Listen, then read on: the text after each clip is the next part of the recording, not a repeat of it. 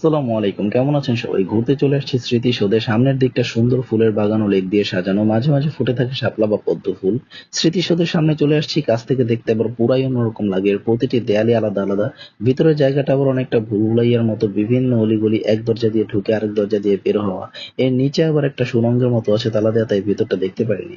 স্মৃতিসৌধের পেছনের এরিয়াটা কিন্তু চমৎকার, অসম্ভব সুন্দর গাছগাছালি দিয়ে সাজানো।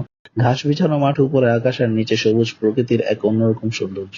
গাছগাছালি দিয়ে ভরা নান্দনিক এই জায়গাটি কিন্তু বিশাল জায়গা জুড়ে বিস্তৃত। এখানে আরো লেক রয়েছে সারিবদ্ধ গাছপালার মাঝ দিয়ে। নান্দনিক খাল বয়ে চলে গেছে। এখানেও আছে শাপলা পদ্মের মেলা।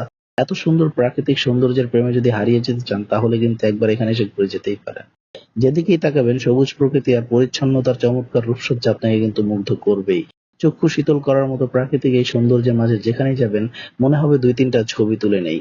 শহরের কোলাহল থেকে মুক্তি পেতে আর সবুজ শ্যামল প্রাকৃতিক গাছপালা, খাল সহ সুন্দর এই জায়গাটিতে কিছুক্ষণ সময় কাটালে কিন্তু মনের মধ্যে অন্যরকম একটি প্রশান্তি এনে দেয়।